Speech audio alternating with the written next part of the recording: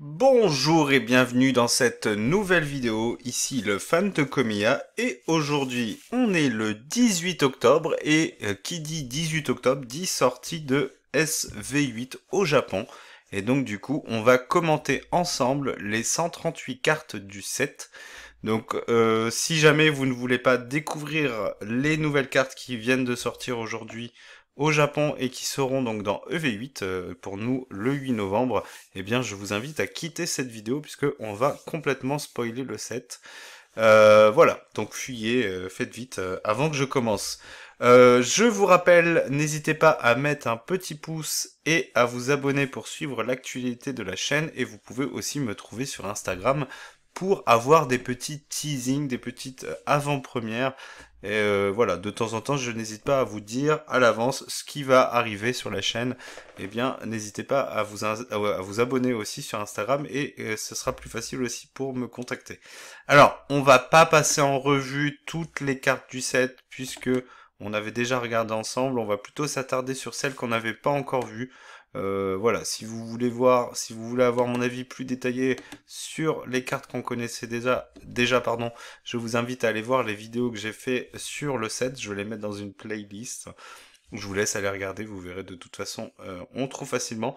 Donc les Co assez joli dans l'ensemble. Voilà, le choix des Pokémon. Voilà, il y a du récent, il y a du plus ancien, il y a du fabuleux, voilà, avec par exemple Victini. Il y a aussi donc des Pokémon de la 5G comme Pyronil, Pyrax. Voilà, donc il y a une grande variété, c'est assez bien. Donc il y a quand même quelques Pokémon de la 9G, évidemment. Pokémon Company n'a pas le choix, ils sont bien obligés de réutiliser les Pokémon les plus récents. Et quelques cartes sympas qu'on a déjà commentées ensemble. Voilà, le Malvalam, Scovillain X, on s'en fout. Le Tauros avec celle qu'on a passée, hein, le Tauros de Paldea rouge, hein, celui de type feu qui est vraiment magnifique.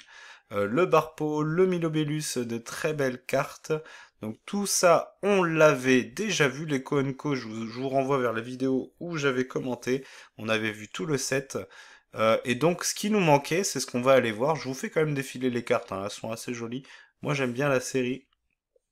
À l'occasion, peut-être un de ces quatre, j'aimerais bien me faire une petite ouverture de display japonaise, et à choisir, c'est une série qui est assez plaisante à ouvrir, donc pourquoi pas. J'y réfléchis, je verrai, je vous tiendrai au courant. Oui, donc il nous manquait quelques secrètes. Elles sont sorties au fur et à mesure, mais j'ai pas voulu faire de vidéo puisque la date de sortie approchait. Et donc on fait tout aujourd'hui, c'est beaucoup plus facile.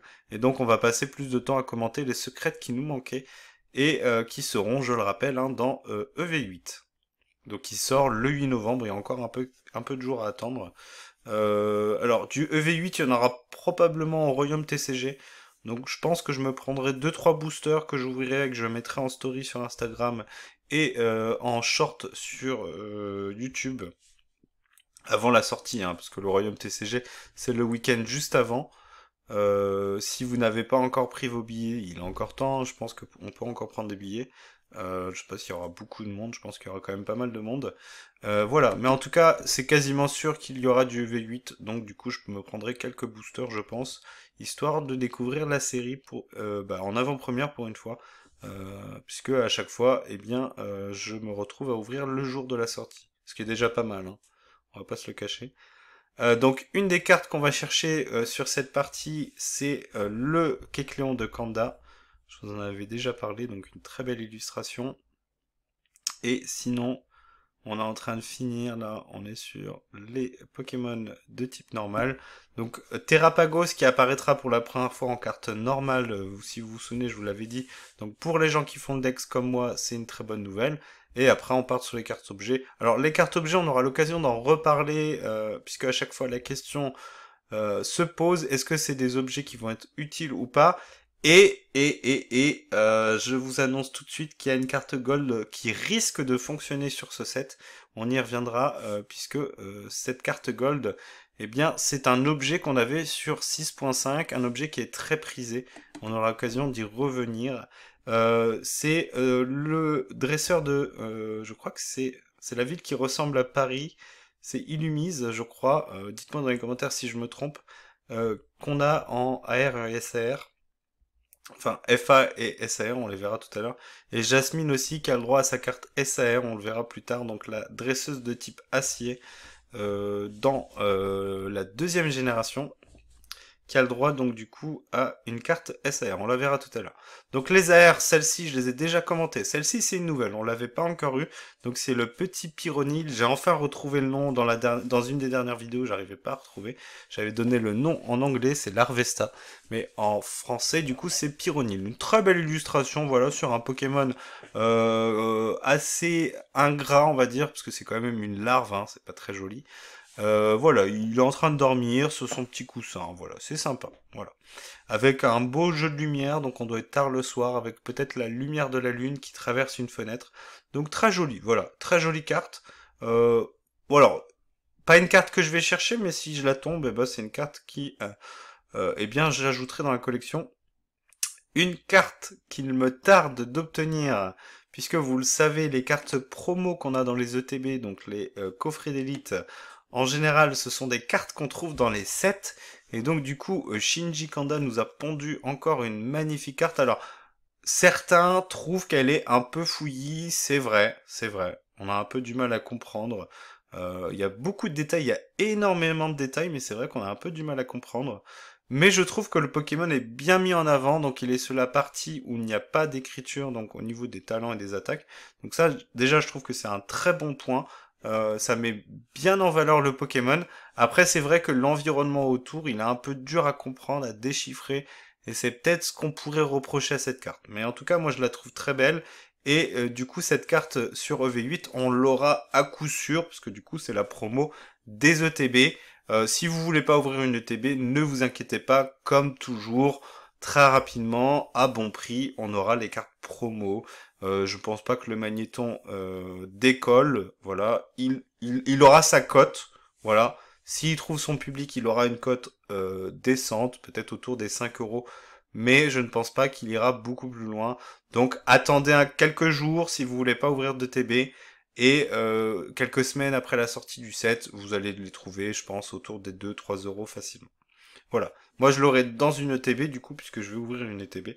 Donc, je ne m'inquiète pas, je sais que cette carte, je pourrais la mettre dans la collection. Et j'ai fait ce qu'il fallait pas faire. Voilà. Et je continue à faire ce qu'il ne faut pas faire. Décidément. Allez, on y retourne. Voilà, on en était là. La suivante, une carte qu'on n'avait pas encore eue, donc du coup, c'est le Limonde.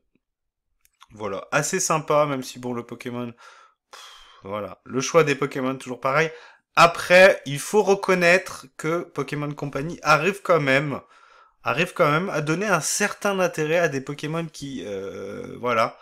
Le choix des Pokémon est un peu discutable, mais la carte est quand même un peu fun. Voilà. Alors après, il faut aimer l'effet réaliste, puisqu'on a vraiment l'impression que c'est une photo qui a été prise de ce limonde qui est caché dans la terre, dans le sol, avec des traces de pas autour, comme si quelqu'un avait évité le Pokémon, ou alors peut-être que la personne lui a marché dessus. Ça expliquerait peut-être pourquoi le limonde est énervé. Voilà, donc une carte assez marrante, moi je trouve quand même, mais comme c'est un Pokémon, on va dire, un peu osef, c'est pas une carte qui va coter. Donc si jamais vous êtes intéressé, je pense que vous la trouverez à bon prix sans aucun souci. Mais voilà, une carte quand même assez intéressante, je dois avouer. Donc le Fampi, déjà vu. Le trio piqueur, je l'avais un peu commenté. Ce qui est intéressant ici, c'est que c'est le dessinateur du Scarabrut de EV6. Donc si vous voyez de quelle carte il s'agit, on est dans le même effet. Donc c'est une carte qui est très jolie. Et je pense que celle-ci, si je ne l'ai pas, j'irai la chercher. En japonais ou en français, peu importe, puisqu'elle est très jolie et j'aime bien le style graphique de cet illustrateur. Donc je vous renvoie, c'est le Scarabrut de EV6 de Mascarade Crépusculaire qui est une très jolie carte. Le parcours que j'aime bien, assez sympa, voilà, le parcours en train de dormir au milieu d'une prairie avec, on voit, il a les yeux ouverts, c'est ça qui est très marrant, et il a des bulles qui s'échappent de sa bouche ou de son nez, on sait pas vraiment. Donc très jolie carte, moi j'aime bien, voilà. Donc, assez simple dans le décor et dans le Pokémon, la position, mais moi je la trouve très drôle, et puis bon, parcours, c'est un paresseux, moi j'aime bien, je trouve ça marrant, c'est super cool. Donc c'est bien de... Je trouve que c'est assez sympa de rendre hommage comme ça à des Pokémon un peu oubliés, puisque c'est les premières formes d'évolution. Et évidemment, j'enchaîne avec des cartes dégueulasses. Non merci. Non merci. Pourquoi pas? Voilà, le Milobellus en FA qui est assez joli, même si à choisir, je préfère la SAR évidemment. Mais pourquoi pas? Après, on enchaîne avec des cartes qu'on avait déjà eues, donc c'est les Terra Crystal, Terra Stellaire. Voilà, le Pikachu, ça passe. Le trépassable, on s'en fout. Le Tréoxyde, assez bien, on l'avait pas encore vu, je la trouve assez jolie, voilà, même si je préfère pareil la SAR à choisir.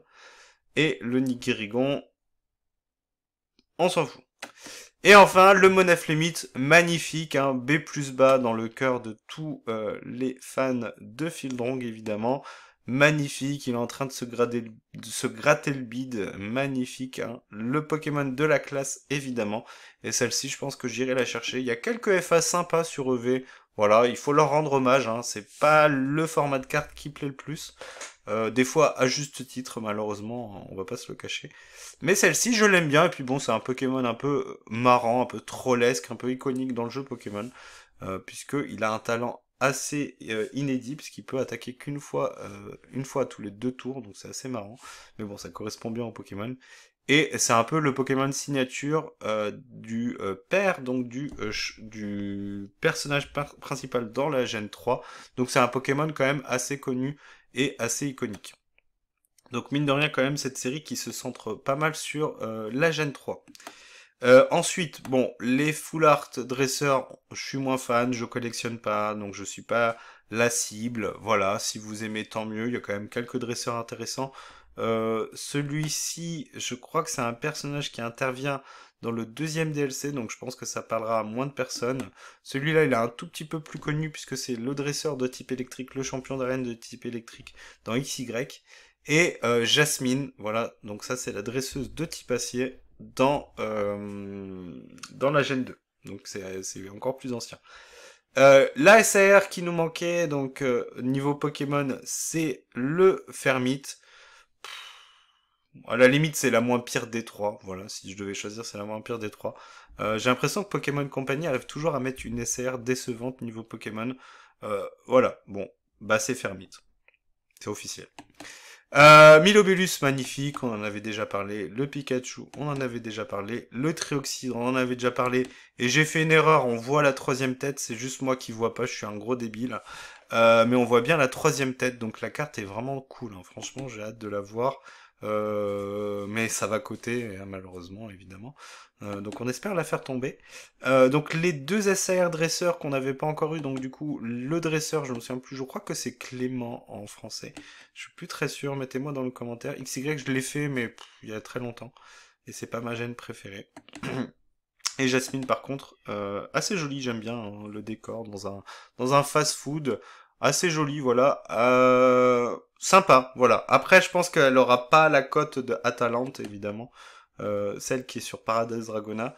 Mais une carte assez sympa, voilà. Bon, il y a quelques SR qui plaisent au niveau des dresseurs, donc celle-ci est pas trop mal.